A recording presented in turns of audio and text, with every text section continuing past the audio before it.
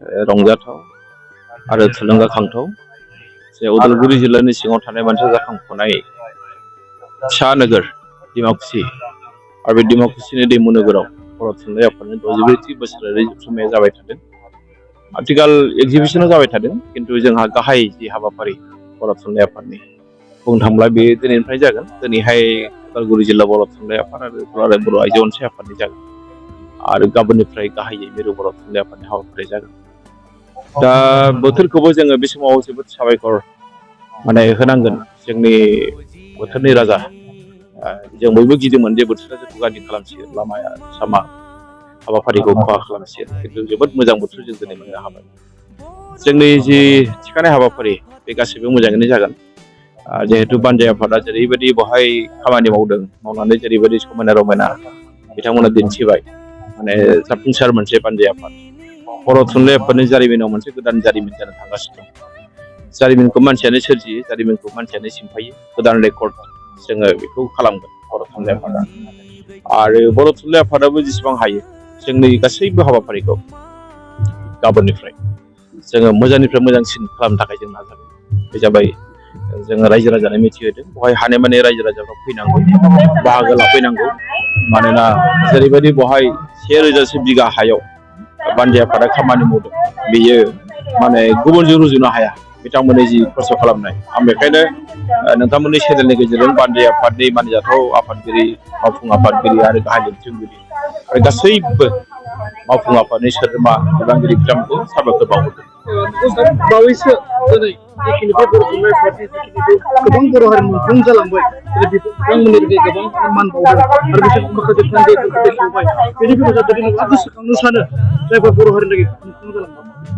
दिनै जों बे स्टेजसिम सफैदों, बेनि आन्दोआवनो दङ जोंनि जायफोरा हारिनि थाखाय मेङा बाया खामानि मावलांबाय, आरो लोगोसे जायफोर सुबुंफ्रा गावसोरनि बेसेन गोसा जिउखौ बावसोमलांदों, बिथांमोना जुदि खामानि मावलाङामोनब्ला, बिथांमोना जुदि हारिनि थाखाय मुंख्लं जालाङामोनबा, दिनै जोंनि हारिया बे स्टेजावबो सफैनाय नङामोन, बे थाखोआव सफैनाय नङामोन।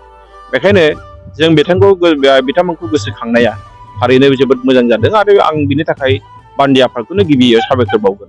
मानोना बानजाय आफादनि मानिजाथाव आफादगिरि, बानजाय आफादनि मावफुं आफादगिरि आरो लोगोसे गाहाय दैदेनगिरि बिथांमोना साफा साफा जोबोद मा होनना बुङो, बिथांमोना जे आइडिया दं खामानि मावनायाव, जे मा खालामा मा जागोन। बेखायनो बिथांमोना जेरैबायदि दिनैहाय समायना रमायना गासैथिंबो जेरैथिं मेगन फिदिङो गासैथिंबो समायना। डिमाकुसिया ओरैनो समायनाखा आरो समायनासिन जादों आरो मोनायाव साबसिन नुयो। बेखायनो बिथांमोननि जि मोनसे बिथांमोना दि गावसोरनि साननायखौ मोगथां महर होनो हादों, आं गोसो गोरबोनिफ्राय साबायखर बावदों, आं सेलुट होदों बिथांमोनखौ। लासैनो खालामनो बर' थुनलाइ आफादनि नेतृत्वआव नोंथाङा दिनै माखासे जिखिनि नोंथांमोननि इस्युस दङ रिलेटेड मिथिनो थाखाय जोंनि बे स्टेट सरकार आरो इन्डियान गभर्नमेन्ट सरकारखौ मा एजेन्डा दं सार, मेइन एजेन्डा मिथिनो थाखाय? जोंहा गोबां जेंना जेंसि दङ दासिमबो, आरो आंनि बाइटआव आं बुंबाय थादों जे भारत सरकारजों माखासे सोलोंथाइनि जोंना गुदि फरायसालि बा गेजेर फरायसालि बा गोजौ फरायसालि बेफोर लोब्बा गैया जानो हागौ, नाथाय आसाम सरकारजों बेफोर लोब्बा दं। दिनै जोंहा फोरोंगिरिनि आंखाल, फरायसालिखौ दिनैसिमबो 6.3 बिथा खालामनानै बिथा गोरोबथा बिथांमोना सरकारि खरं खालामाखै। दिनै जोंनि गेजेराव फोरोंगिरिनि आंखाल, साइन्स आरो मेथ्सनि। दिनै जोंहा हायार सेकेन्डारिखौ थिसनबाय, नाथाय बिथांमोना जोंनो बिजाबखौबो होनो गोसो गैबावामोन। दिनै जोंहा फोरोंगिरि गैया, ओरैनो बिथांमोना जोंखौ थगाय दोनबाय थायो।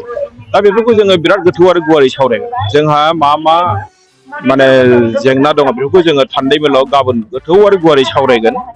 जोङो मा हाबाफोर लानाय जों नायनि, खिन्थु सरकारा जुदि जोंनि जेंनाफोरखौ गोसो जानानै सुफुङाखैबा मावाखैबा, जों बेफोरनि सायावबो नोजोर होगासिनो दङ। बेखायनो बर' थुनलाइ आफादनि नैबे मोनसे जारिमिनारि जथुम्मानि गेजेरजों 64थि बोसोरारि जथुम्मानि गेजेरजों जोंनि हारिनि सोलोंथाइ, जोंनि हारिनि राव थुनलाइ, जोंनि हारिनि सिनायथिनि फारसेबो जों सावरायगोन। मानोना बेवहाय गासै बुहुमनि बर'फ्रानो ज' जागोन। नेपालनि बर' फैगोन, बांलादेशनि बर' फिसाफोर फैगोन, दिनै जोंहा बेंगलनि बर' फैगोन, निउ दिल्लीनिफ्राय फैगोन, जोंहा मेघालयनि बर' फिसाफोर फैगोन। बुंनो थाङोब्ला जोङो सारा बुहुमनि बर'फ्रानो बेवहाय ज' जागोन।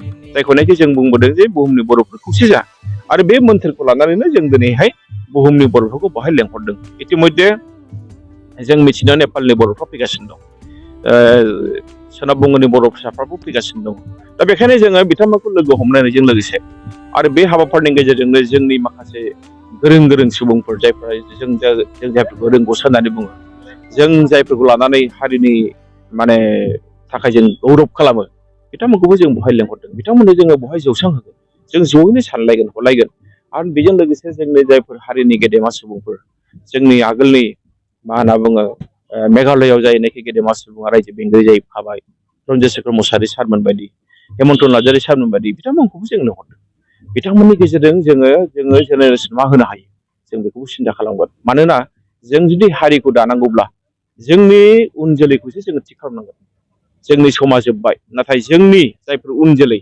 जों बिसोरनि गोसो मोदोम गोरबो थैयाव हारिखौ मोजां मोननाय गोसो रावखौ मोजां मोननाय गोसो थुनलाइखौ मोजां मोननाय गोसो बिथांमोननि गोसोआव जोङो माहारिबादखौ सोनानै होनो हानांगोन नङाबा खिन्थु मोनसे हारिखौ जोङो दाफुंनो हाया